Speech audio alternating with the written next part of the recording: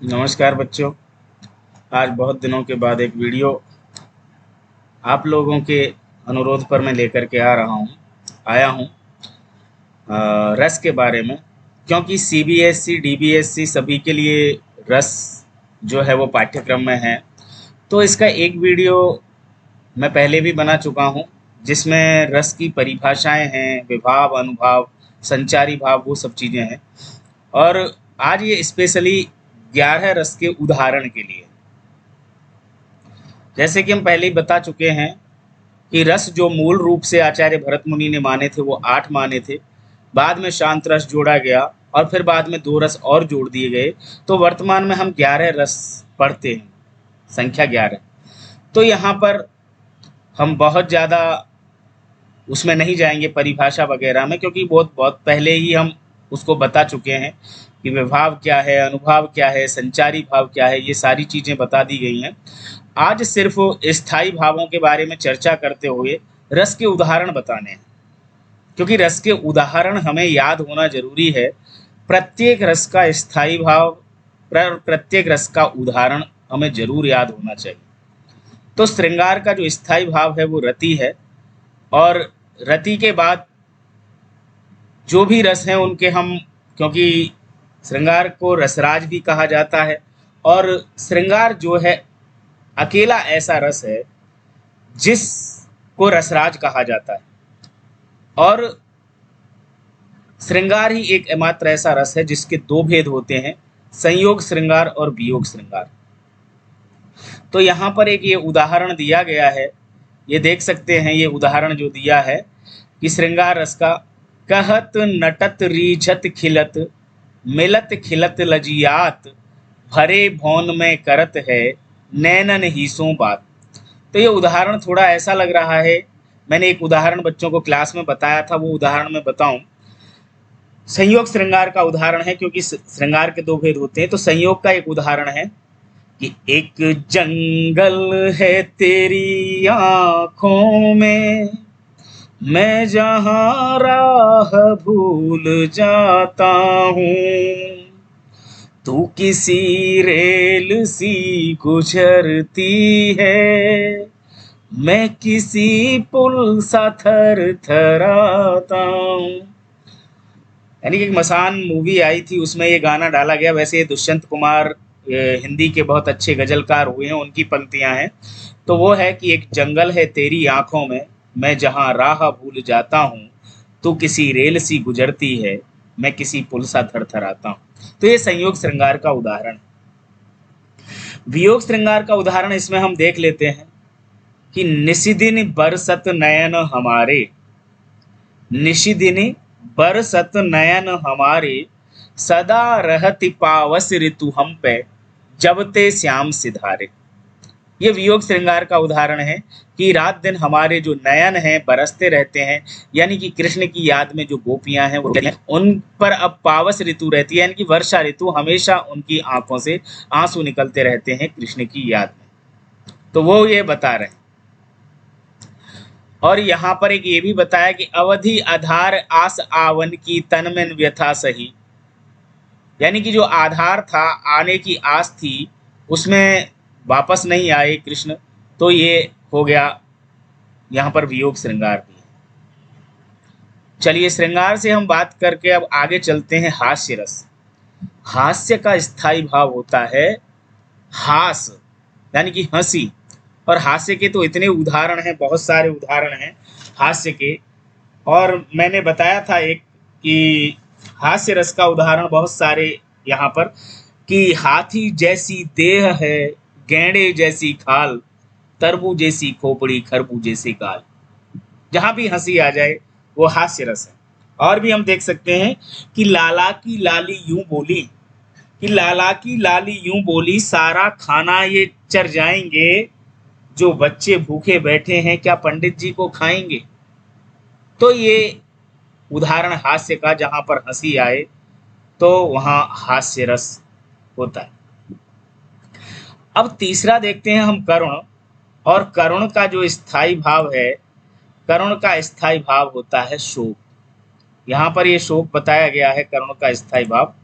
ये यहाँ शोक है, ये देखिए करुण का स्थायी भाव शोक, यानी कि जहां पर बहुत दुख होता है, ठीक है ना। जैसे रानी विधवा हुई, हाय विधि को भी नहीं दया आई, ठीक है ना।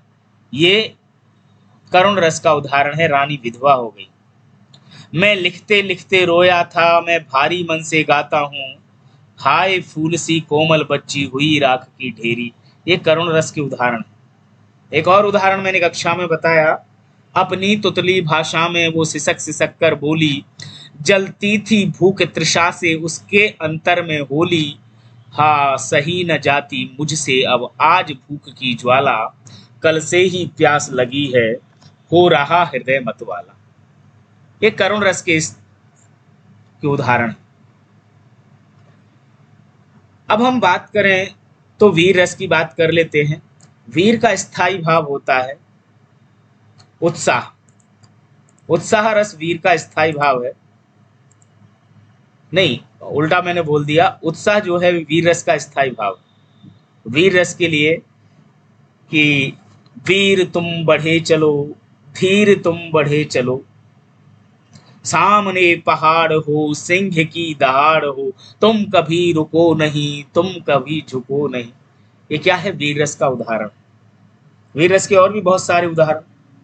तनकर भाला यूं बोल उठा, राणा मुझको विश्राम न दे, कि तन कर भाला यूं बोल उठा, राणा मुझको विश्राम न दे, मुझको वैरी से हृदय क्षोभ, तू तनिक मुझे आराम न दे। वीर रस का उदाहरण है। वीर रस के कई सारे और उदाहरण हैं, पर हमें एक उदाहरण जरूर याद होना चाहिए। अब हम रौद्र की बात करें। रौद्र रस और वीर रस में थोड़ा सा ही अंतर होता है, पर मैं अंतर भी यहाँ पर स्पष्ट कर देना चाहता हूँ। वीर रस होता है जब हमारे सामने या शत्रु के सामने कोई सेना खड़ी हुई है, शत्रु ललकार रहा है, लड़ने के लिए पुकार रहा है, तो वहां पर वीर यानी कि उत्साह नामक स्थायी भाव जागृत होता है। रौद्र कहाँ होता है? रौद्र होता है उसका स्थायी भाव होता है क्रोध। रौद्र होता है जहां पर कोई गुरुओं का अपमान करने वाला, कोई अपशब्द बोल दिया है, कोई गाली दे रहा है, वहां पर रौद्र रस होता है। जहां गुस्सा आता है वहां रौद्र होता है। तो रौद्र और वीर में इतना सा ही एक अंतर होता है, उसको समझें और रौद्र का उदाहरण जानने की कोशिश करें। एक उदाहरण बताता हूं। हिरोशिमा और नागासाकी पे जब बम वर्षा की गई थी अमेरिका के द्वारा, जापान के दो छोटे शहर हैं इसमें की गई थी, तो वहां पर बोला जा रहा है कि एक दिन न्यूयॉर्क भी मेरी तरह हो जाएगा। गुस्से में कौन? जापान। जापान कह रहा, जापान की जो हालत हुई कि एक दिन न्यूयॉर्क भी मेरी तरह हो जाएगा, जिसने मिटाया है मुझे वो भी मिटाया जाएगा, और आज 2.5 लाख में कोई नहीं जीवित बचा, एक दिन न्यूयॉर्क में कोई नहीं बच पाएगा। रौद्र का उदाहरण है गुस्सा, क्रोध, रौद्र। एक और राम लक्ष्मण परशुराम संवाद में आता है, रे नृप बालक काल बस, बोलत तो ही न संभार, धनु ही समुद्र पुरारी धनु, विदित सकल संसार। यानी कि कह रहे हैं वहां पर जो परशुराम है वो लक्ष्मण को कह रहे हैं कि हे राजकुमार, तू काल के वशीभूत होकर के ये सब बोल रहा है, यानी कि सोच समझ करके नहीं बोल रहा है। तू शिव के धनुष को छोटी छोटी धनुइयों के समान समझता है। यानी कि यहाँ पर परशुराम क्रोध कर रहे हैं, गुस्सा कर रहे हैं, क्योंकि लक्ष्मण शिव के धनुष को छोटी छोटी धनुइयां बोल देता है। तो ये हमारा रौद्र रस का उदाहरण। अब हम बात करें वात्सल्य रस की। वात्सल्य रस बाद में जोड़ा गया रस है, और इसका जो स्थायी भाव होता है वो संतान विषयक रति, वत्सल, और या फिर होता है बाल रति। कुछ भी नाम हम दे सकते हैं। वत्सल है यहाँ पर, ये वत्सल है। वात्सल्य का स्थायी भाव संतान विषयक रति भी होता है, या फिर हम बात करें तो इसका एक स्थायी भाव ये भी हम बोल सकते हैं बाल रति। जैसे यशोदा हरि पालन झुलावे, खलरावे दुलरावे मलहावे, जो कोई कछु गावे, मेरे लाल को आओ नींदरिया, क्यों ना आन सुलावे। तो वात्सल्य, एक वात्सल्य का उदाहरण बता देता हूं। मैं बचपन को बुला रही थी, बोल उठी बिटिया मेरी, नंदन वन सी फूल उठी वह छोटी सी कुटिया मेरी, माओ कहकर बुला रही थी, माटी खाकर आई थी, कुछ मुख में कुछ लिए गोद में, मुझे खिलाने आई थी। वात्सल्य का उदाहरण है। और भी कई उदाहरण वात्सल्य के आपको मिल जाएंगे, पर जैसा कि मैं कह चुका हूं कि एक उदाहरण हमें जरूर से याद होना चाहिए। चलिए अब हम बात करें भयानक रस। भयानक का स्थायी भाव भय, जहां डर पैदा हो जाता है, भय पैदा हो जाता है, वहां है भयानक। जैसे एक ओर अजगरहि लखी, एक ओर मृगराय, विकल बटोही बीच ही, पड़ो मूर्छा खाए। यानी कि एक ओर तो अजगर है और एक ओर कौन है, मृगराय यानी कि शेर। शेर को अजगर को देख करके जो बटोही यानी कि रास्तागीर है, राहगीर है, पथिक है, वो मूर्छित होकर के गिर पड़ता है यानी कि बेहोश हो जाता है। तो भय नामक स्थायी भाव यहाँ पर जागृत होता है और डर लगता है, इसीलिए यहाँ पर भयानक रस है। अद्भुत, अद्भुत रस, इसका स्थायी भाव होता है विस्मय। विस्मय यानी कि आश्चर्य, जब आश्चर्य होता है तो अद्भुत रस। उदाहरण देखें इसका कि माटी उगल कहा जब माने, हरि ने बदन पसारा, चकित थकित रह गई यशोदा, भीतर देख नजारा। माटी उगल कहा जब माने, यानी कि जब कृष्ण माटी खा लेते हैं और माँ यशोदा कहती है कि दिखा माटी खाई है, तो कृष्ण कहते नहीं मैंने नहीं माटी खाई, तो कहा मुंह फाड़। तो कृष्ण मुंह फाड़ते हैं तो मुंह में पूरा ब्रह्मांड दिखाई देता है, विस्मय होता है। अर्थ बता देता हूं कि माटी उगल कहा जब माने, हरि ने वदन पसारा। वदन कहते मुख को, एक बदन शब्द होता है, बदन का मतलब शरीर होता है, पर यहाँ पर वदन है, वदन यानी कि मुख। तो हरि ने मुंह खोला, चकित थकित रह गई यशोदा, भीतर देख नजारा। जो यशोदा माँ है वो आश्चर्य में पड़ जाती हैं और वो आश्चर्यचकित हो जाती हैं। तो ये था अद्भुत रस का उदाहरण। विभत्स रस, विभत्स होता है, विभत्स का मतलब यानी कि उसका स्थायी भाव है जुगुप्सा, और जुगुप्सा का मतलब होता है घृणा, घृणा हो जाना। विभत्स मतलब घृणा, घृणा हो जाना, जुगुप्सा मतलब घृणा। जैसे घर में लाशें, बाहर लाशें, सड़ती लाशें, नुचती लाशें, दुर्गंध घोंटती हैं सांसें, इंसान हुआ लाशें लाशें। विभत्स रस का उदाहरण। और भी कई सारे उदाहरण, जैसे एक मैंने बताया कि सिर पर बैठो काग आंख दो खात निकारत, और खींचत जीवन श्यार अतहि आनंद उर्धारत, और गीध जांग को खोद खोद के मांस उपारत, स्वान अंगुरिन काट काट के खात विदारत। यानी कि सिर पर कौवा बैठा हुआ है जो आंखों को फोड़ फोड़ करके खा रहा है, गिद्ध जो श्यार हैं वो जीभ खींच रहे हैं यहाँ मांस खाने को मिलेगा, गिद्ध जो है वो जांग में से मांस निकाल रहे हैं, और जो कुत्ते हैं स्वान हैं वो उंगलियों को काट काट करके खा रहे हैं। यानी कि जुगुप्सा पैदा हो रही है, जहां हमें चीज करके घिन आ जाए किसी चीज को देख करके, वहां विभत्स रस होता है। अब हम बात करते हैं भक्ति रस की।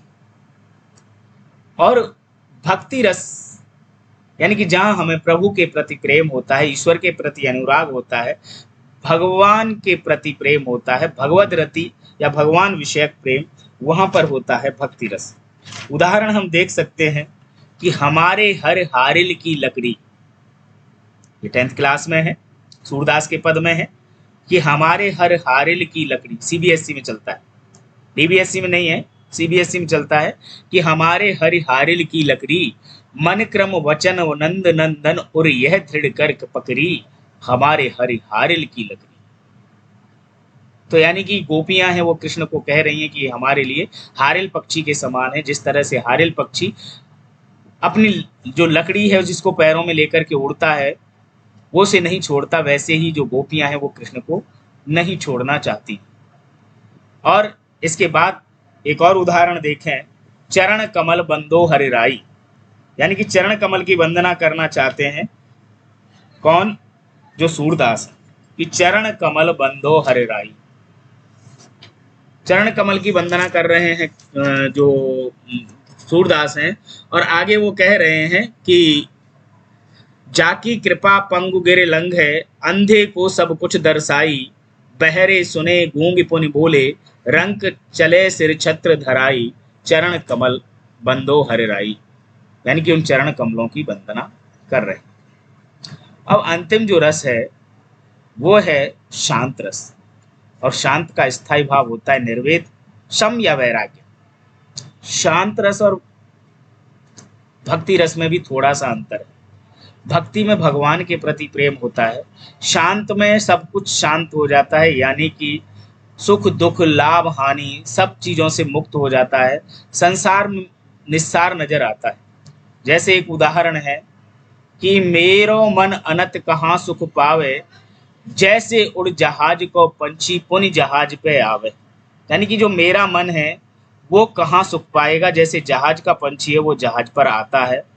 वैसे ही एक उदाहरण हम और देख सकते हैं कि देखी मैंने आज जरा, हो जाएगी क्या मेरी ही यशोधरा, हाय मिलेगा मिट्टी में वह वर्ण सुवर्ण, सूख जाएगा मेरा उपवन जो है आज। यानी कि शांत जो है वो उसमें निर्वेद, कि मैं भाग रहा हूँ भार देख तू मेरी ओर निहार देख, मैं त्याग चला निस्सार देख, अटकेगा मेरा कौन काम ले क्षण भंगुर भ्रम राम राम। तो ये जो है वो शांत रस के उदाहरण है। इस तरह से 11 रस के 11 उदाहरण हमने यहाँ पर प्रस्तुत कर दिए।